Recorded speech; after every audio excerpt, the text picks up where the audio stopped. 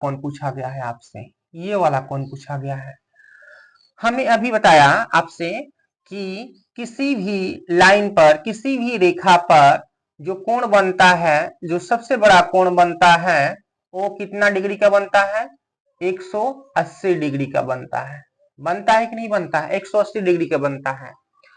तो आप क्या कीजिएगा, 40 और 30, देखो इधर 40 बना है, इतना 40 बना है, इतना 30 बना है, इतना ही ना बाकी है। तो 40 और 30 को जोड़ दो, 40 और 30 कितना हो जाएगा, 70 डिग्री।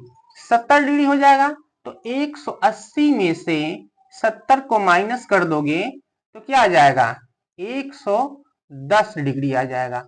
मतलब जो ये कोण बनेगा वो टोटल 180 डिग्री है। तो 180 डिग्री में से हम 40 और 30 को जोड़ देंगे 70 डिग्री, 70 को माइनस कर देंगे तो कितना आ जाएगा, 110 डिग्री।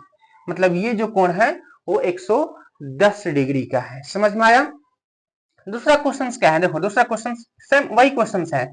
एक लाइन पे बना कोण जो होगा वो 180 डिग्री का होगा। तो इन दोनों कोणों को हम जोड़ेंगे और 180 के बराबर कर देंगे। तो प्रश्न से लिखेंगे हम, इसमें x का मान पूछा है प्रश्न से, 3x plus 20 degree plus 4x minus 36 degree, 36 degree.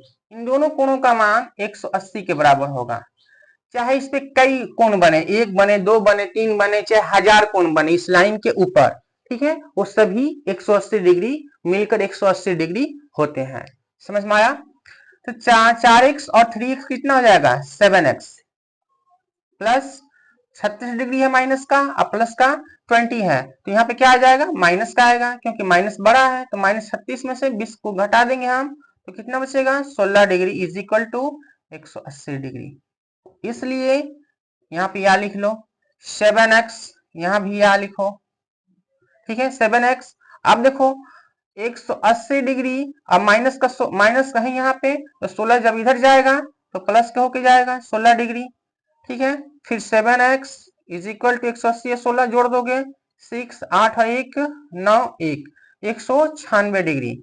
इसलिए x इज इक्वल टू 196/7 कितना हो जाएगा, 7 दूना 14, 14 15 16 17 18 19 17 8 56, 28 डिग्री, ठीक है। 28 बार में कट जाएगा तो 28 डिग्री हमारा आंसर आ गया।